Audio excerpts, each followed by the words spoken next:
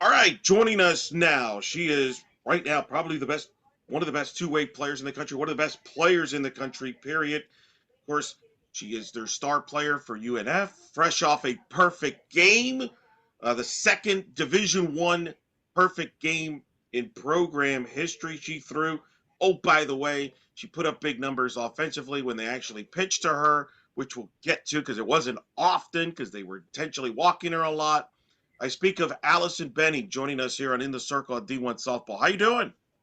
Good. How are you, sir? Good, very good. Let's start with the perfect game against Siena. When did you know you had a perfect game going?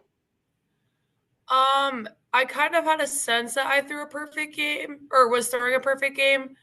I honestly was happiest that I didn't walk anyone. That was one of my goals this year was to have less walks. So I was very happy about that.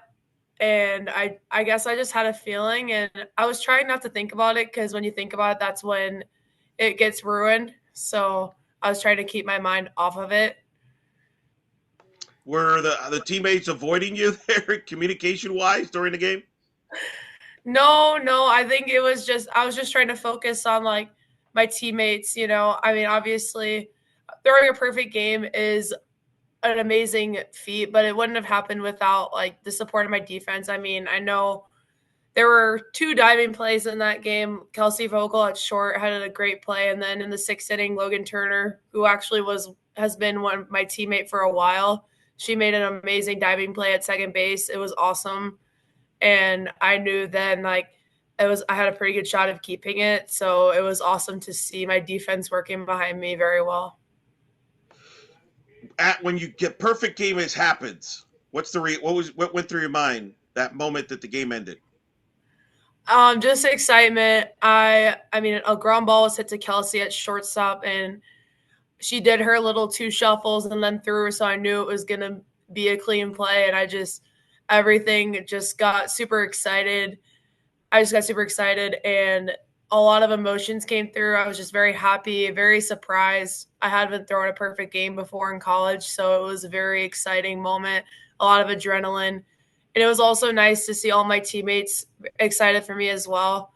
I think it was something that made me really happy was knowing that they were excited for me.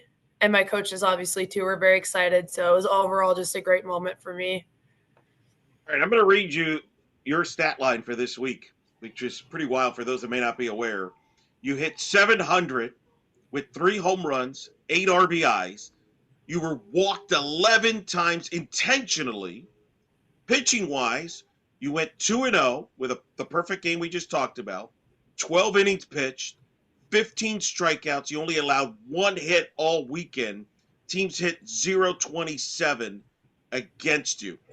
When I read you all that, which one are you more proud of, the offensive numbers or the pitching numbers? You can only pick one. I'm only going to let you pick one. That's a tough one. I would say I'm more proud of the pitching numbers just because I didn't start off as strong pitching wise this year as I wanted to. So I think this weekend was about reinserting, reasserting myself as a pitcher. And I think I did a good job of that this weekend. Obviously, I'm very proud of my offensive numbers as well, but I think I was more proud of my pitching numbers. Now, for the season, you're hitting 465. You're among the nation's leader in home runs, 10 with 26 RBIs, slugging over 1,300, on base 646. Pitching wise, you're 5-2 with a 206 ERA, 46 strikeouts, 10 walks, and 39 in a third innings pitch. You've taken your game to a different level.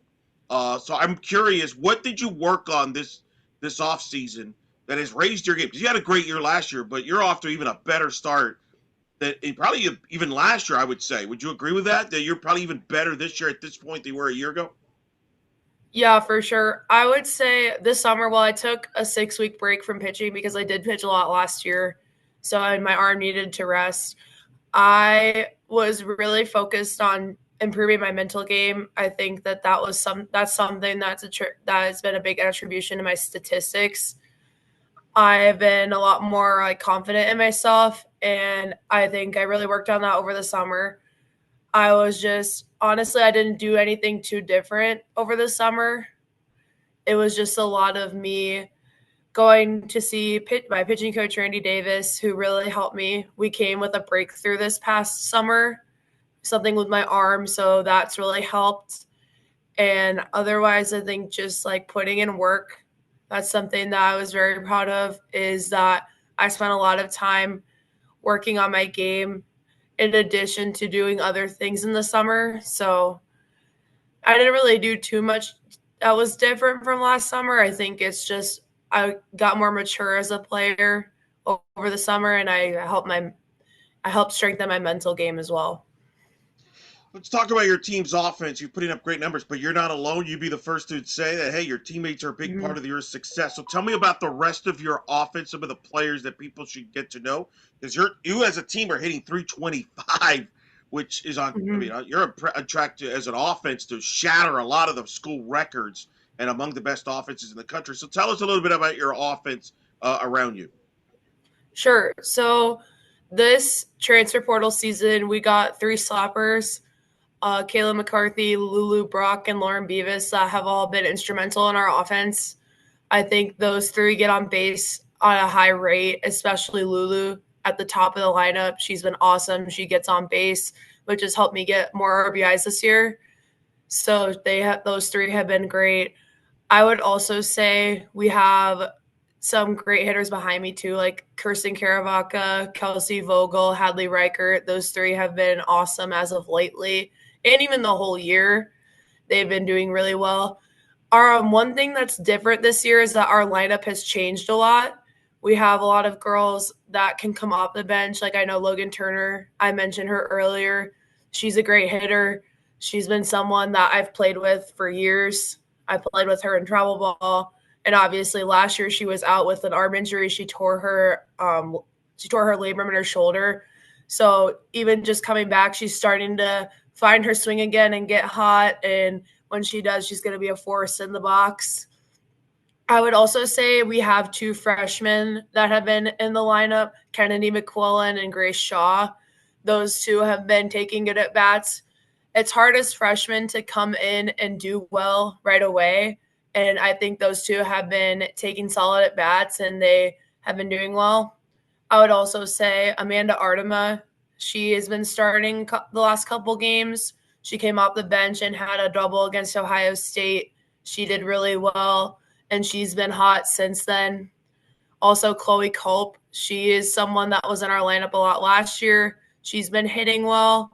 So I would say, honestly, top to bottom, we're a lot more balanced as a lineup, whereas last year I feel like we were very top heavy. We had a lot of girls that were hitting well at the top of the lineup, and then the bottom wasn't doing as well. But I feel like this year, top through bottom, we're doing really well. And our pinch hitters off the bench have been coming in and having success, which has been important as well.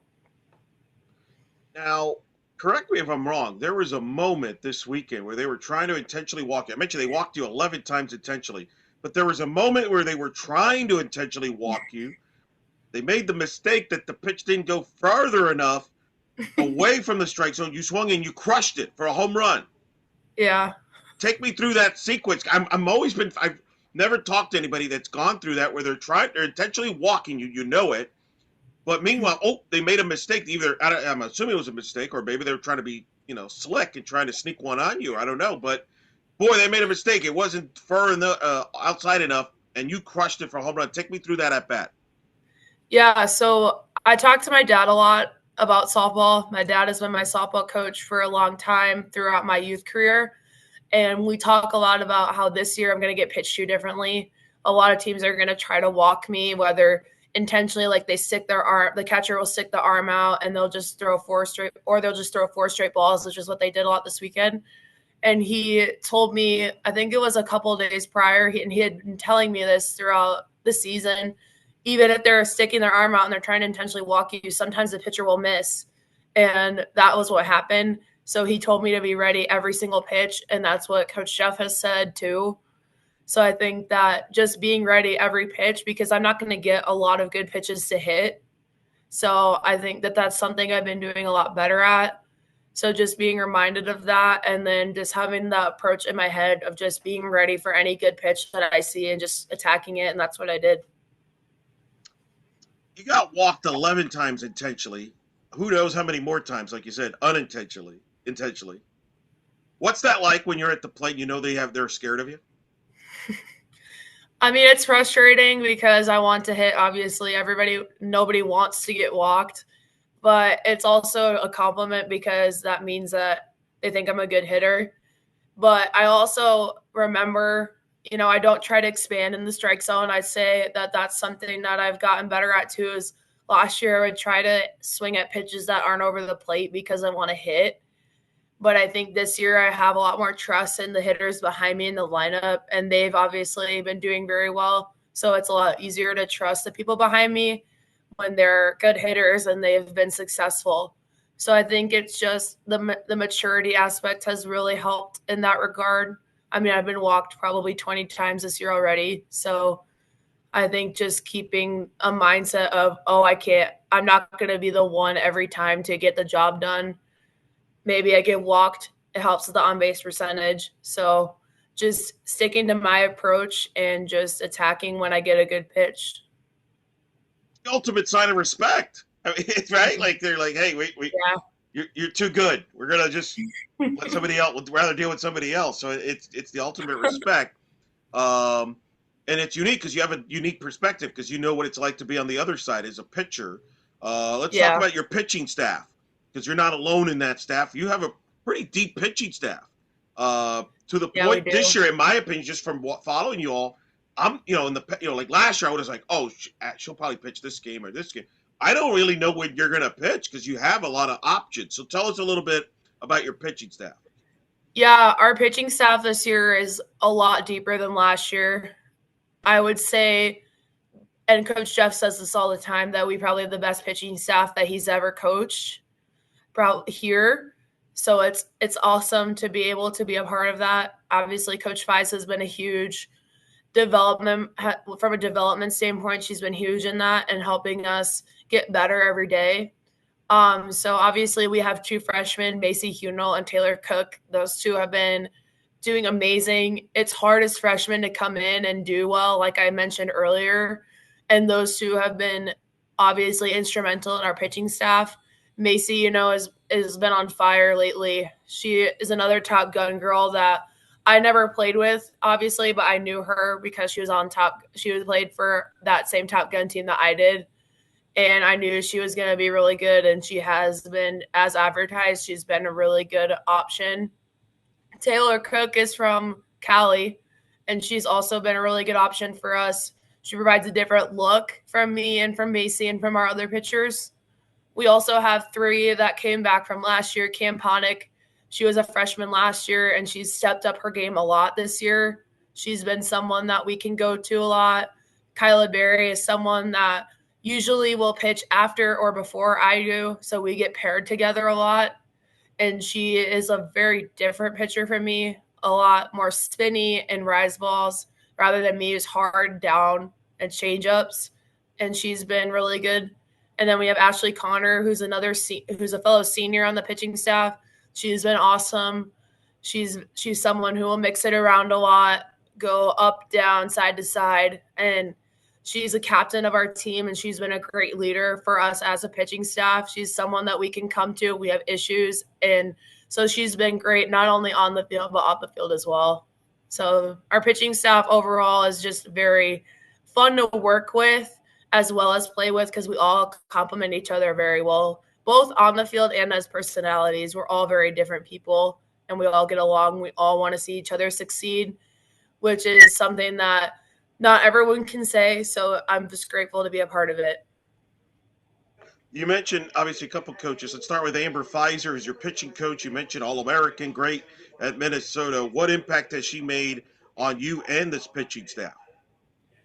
Yeah, so obviously I'm from Minnesota, so I grew up a Gophers fan. I watched Coach Fies pitch when she was wearing the Gopher uniform.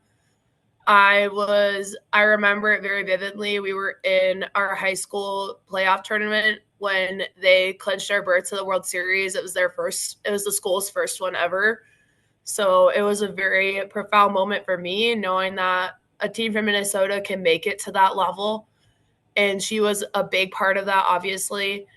She's been very helpful for me not only from a pitching, like physical mechanics, but from a mental standpoint. She's very good at teaching the mental game.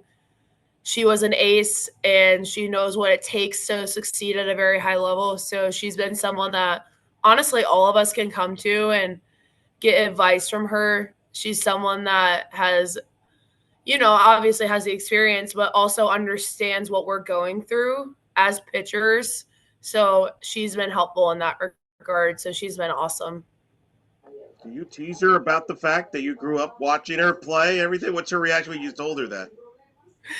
She knew that because I would go to the University of Minnesota softball camps and I would see her there every single time. I would go like as a kid all the time, like as a teenager too, until I committed to Oregon. But she was someone that I looked up to, and I think she knew about me because I met her on my visit to the U when I was 16. So I think we both knew each other. So when Coach Jeff told me that she was being hired, I was ecstatic. It was amazing. You mentioned Jeff. That's Jeff Conrad, the head coach at UNF. He's obviously helped build this program as an assistant, associate head coach, and now the head coach now for the last few years. What's it like playing for him? He's amazing. He's awesome. He is someone who believes in you as a player. I came from obviously a Power Four program, and coming into being here at UNF, I had my confidence was shaken a lot because I hadn't played, and I just didn't feel that belief from my other coaches as much as I did from Coach Jeff, and that was a big change for me. So he was someone that you could come to on a personal level too, not even just about softball. Like you can talk to him about anything, and he's just fun to be around. Like he's a very like you won't hear him very much on the field. He's just chill. Like he's very relaxed, but you can feel his passion. Like that doesn't take away from how much he cares about us, how much he cares about this game and about this program.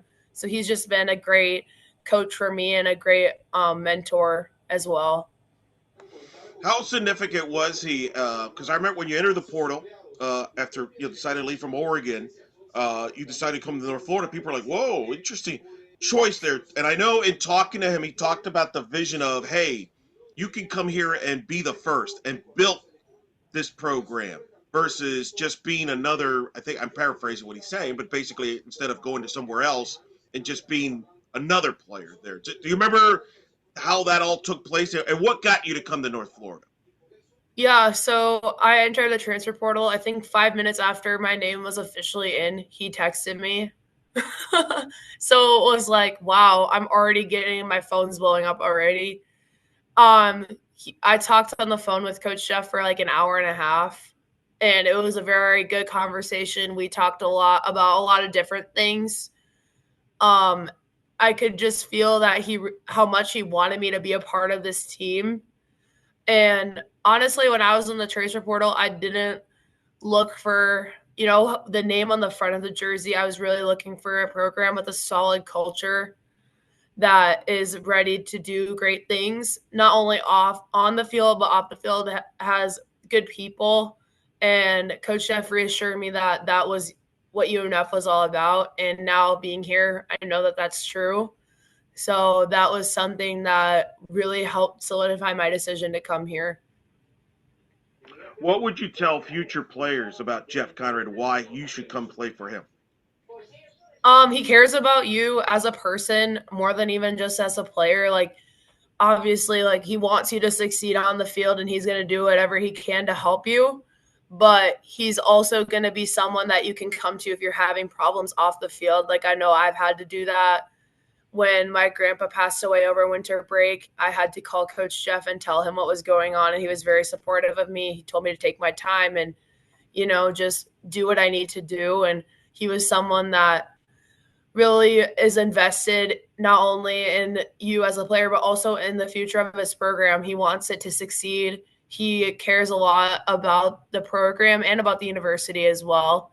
So I think he's someone that any person would want to play for. Growing up, what got you interested in playing softball? So my dad was a fast pitch player. He played in a little league as an adult, a younger adult. And then he was coaching a travel ball team called the Minnesota Stars, which is still exists today. And when I was 7, he put me in 10U softball. So I didn't even play like 8U or anything. I just went straight to 10U at 7. And he was the one who taught me the basics of how to pitch, how to hit, how to do everything. And then I started getting better quickly, and I started going to like professional pitching coaches, professional hitting coaches. So I grew up in a smaller town in Minnesota, and then I played rec ball up until I was 14, and then I started playing travel ball locally for the Minnesota Magic, which really helped with my development. The coaches there were great. They helped me with the fundamentals, and they really helped me, especially with the IQ part. I wasn't really a very smart player until I started playing with them, and they really taught me about the game from a IQ point of view, like how to think the game, how to be strategic, things like that. And then my junior year of high school, I started playing for a national club team called Top Gun Fast Pitch, which was instrumental for my development as a player. I would not be the player I am today without Bob Turner, Joe Shira, Randy Davis, all of the people who work for Top Gun Fast Pitch. They have been people that even today, like I can still text them or call them and they'll answer and they'll help me. So playing for Top Gun was probably the best decision of my life. And I loved my 2 years with them because they just breed a culture of excellence and a culture of being supportive of each other. You know, I didn't live near my teammates at all, but I would still get texts and calls, and they were all so supportive of me. And it's just, and even still today, like when I had my perfect game, a lot of my old teammates texted me congratulations. And that's just the type of culture that Top Gun Fast Pitch created. So it was an amazing journey for me for sure. Now, you said hitting there. Take me through the evolution of you becoming a two-way player, because especially in today's day and age, a lot of times people are like, hey, focus on one thing, either be focused as a pitcher or focus as a hitter.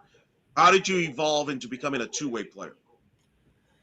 So obviously when I was younger, you when you're like 10, you play every position basically. So I was always a pitcher. I would play infield. I even maybe dabbled in the outfield. Probably not my best decision. I wasn't very good in the outfield. I learned that very quickly. But I was always athletic. I had good hand-eye coordination, so I was always a good hitter. I may not have had the best swing until I started like taking hitting instruction, but I guess for me, like being a two-way player is something I take a lot of pride in. I feel like if I was a PO, I would be bored. Not like to say that being a PO is a bad thing. Like it's just something for me that I really enjoyed was being able to hit and to pitch. And I feel like being a pitcher helped me with my hitting, and being a hitter helped me with my pitching. So they kind of feed off of each other. And in high school, like I would bat third in the lineup. I would hit every game. I would play third base. I'd play first base. So I guess just being athletic and learning how to play multiple positions really helped me like overall as a softball player. So I think that that was something that I really wanted, was to be able to do both and not just pitch or not just hit. When you decided, how important was being you mentioned the culture was a big part of why you came to UNF, but being a two-way player full time, was that also something you were looking at? Yeah, so at Oregon, I didn't pitch much. I mainly hit. I would be DP or I would pinch hit off the bench a lot. And I did want to pitch more, obviously. So that was something I was looking for in a program, was if they were wanting a pitcher, because I did get recruited a lot as a pitcher. So every time I would ask, would I be able to hit too? And obviously Coach Jeff said yes, like we see you're a very good hitter, we know that, so we would, if you earn it and if you're in the best 9 in the lineup, you will hit.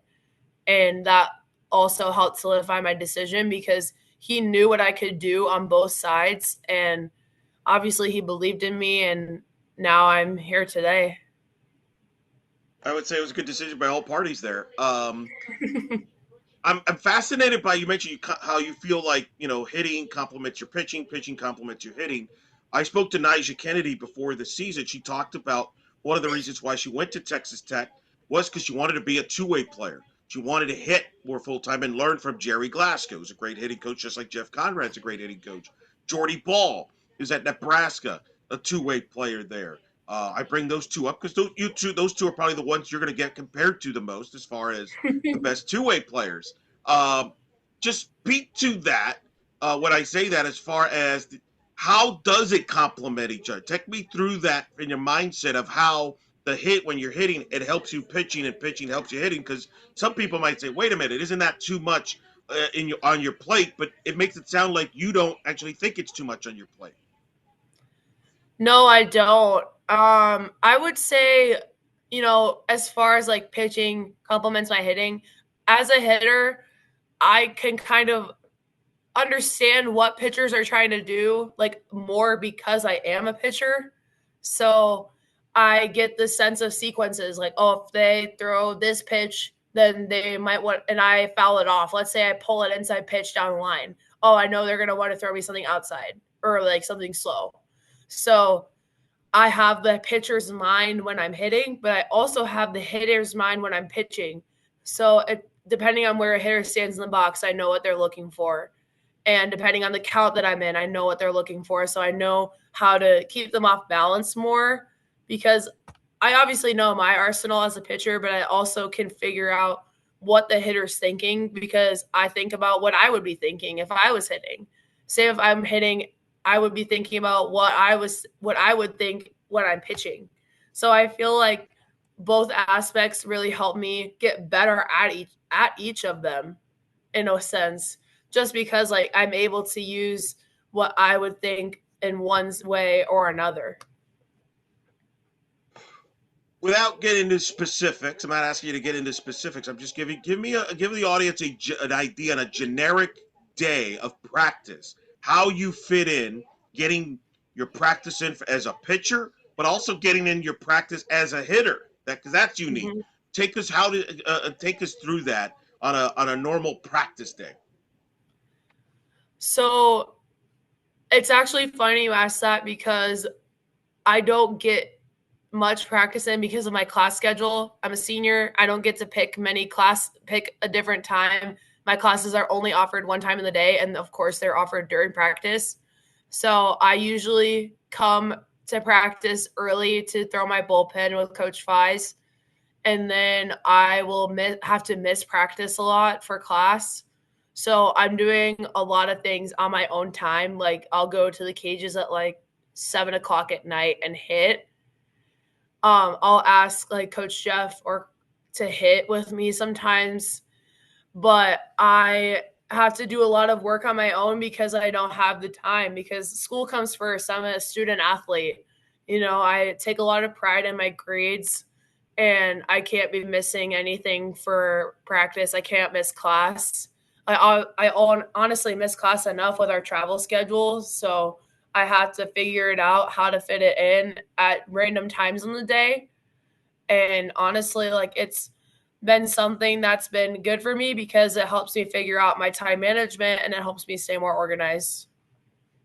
Well, it hasn't shown on the field that you've missed practice. Trust me, you're doing just fine with that. When people describe you, which one is more accurate? Are you a hitter that can pitch? Or are you a pitcher that can hit? I mean, honestly, I don't really know that answer because no one has really ever said those things about me. I feel like everyone just says I'm a pitcher and a hitter. I can do both at a high level. So you feel it's So 50-50 split. It's a 50-50 yeah, split. yeah. So like compare hitting a walk-off home run, for example, if you or walk-off hit to win the game versus getting that final strikeout to win a game. What describe those feelings? How they compare? Um, Because you're one of the few people honest, that can experience both. yeah. Honestly, they're very similar feelings because like my goal in every game is to do what I can to help the team win. So if it's hitting a walk-off home run, that's great. If it's getting that final strikeout, that's great too. So I would say like one doesn't feel better than the other. They're honestly very similar because at the end of the day, we won the game. So it's a pretty cool to be able to experience both, though. Yes.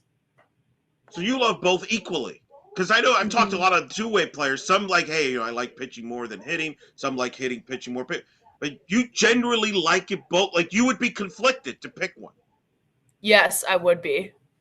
Wow, that's fascinating. I'm intrigued. I appreciate that honesty there.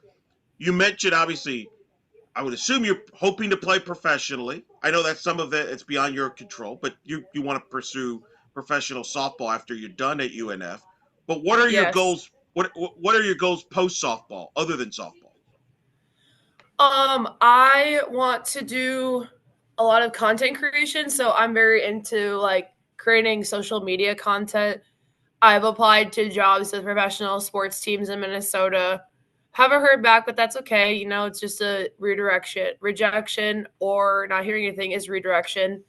So I want to do content creation for sports, or I want to be an SID for a college, like doing social media for college sports will be awesome because like college athletics, I'm obviously in the thick of it being a collegiate athlete. So I think that that experience would help me if I wanted to work in collegiate athletics. So I think just like sports media is really what I'm interested in. That's the words music to my ears. I like sports media. There you go. This is not too bad of a gig. Talk about sports for a living there. Being involved that Mm-hmm. makes a ton of sense there. Did you have favorite athletes growing up?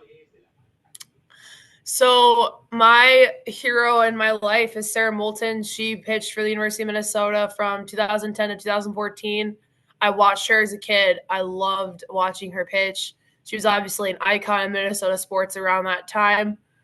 So she was someone that I idolized growing up.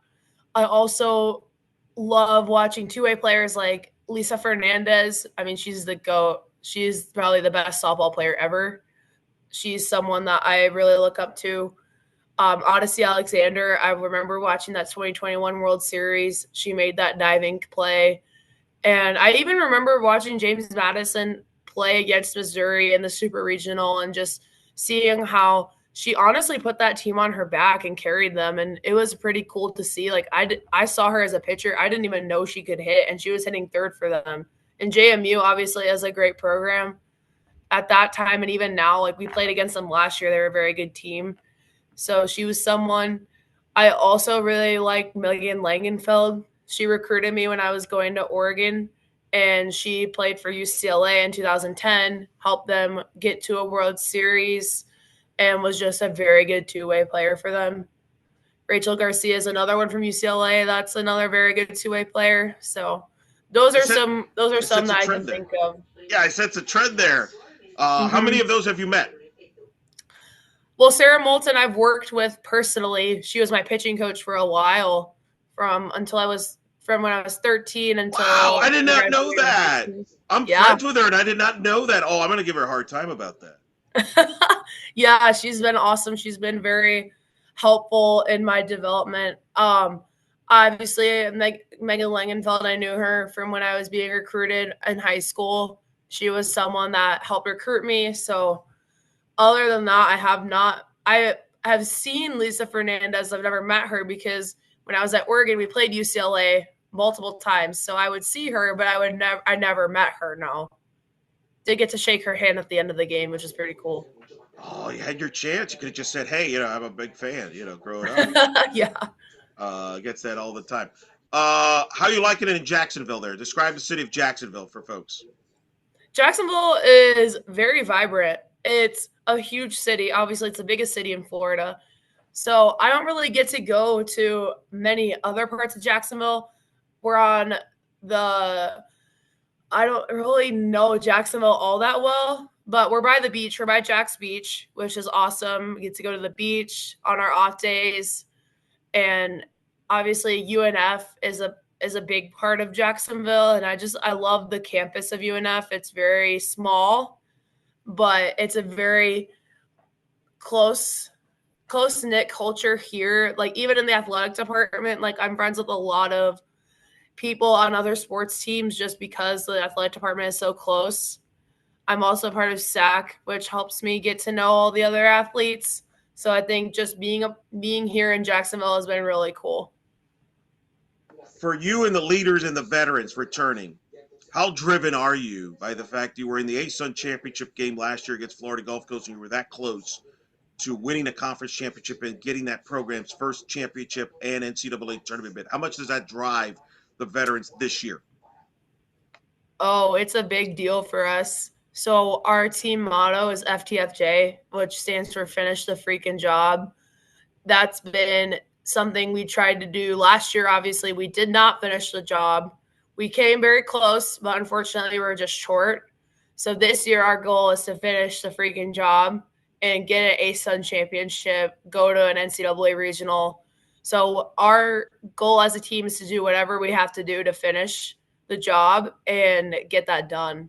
So that's been a main driving force for us, as not only for us upperclassmen, but even it goes down to our freshmen who weren't even here last year and our transfers who weren't here last year. They are all invested, or obviously our coaches are bought in. So it's a whole mission for all 23 players and all three coaches, and even our athletic trainer, Sarah, all 27 of us. That is fantastic. It's I love that. That's a good motto there. That is UNF star two-way player Allison Benning joining us here on In the Circle on D1 Softball. Make sure you check her out all season long at playing for UNF, but especially this week. They will be participating in the UCF tournament. All of the games, every game, including all the UNF games, will be airing on ESPN Plus. It's a good field. It's got Georgia Southern, it's got Providence, it's got George Mason, UCF, the host team, and UNF. Hey, this has been a pleasure. I've enjoyed watching you play. Thank you for taking the time from your busy class schedule as well as athletic schedule to talk to us here on the podcast and get to know you. Good luck the rest of the way. Stay healthy, and thanks for doing this and talking to us here on In the Circle at D1 Softball. Thank you for having me. It was fun.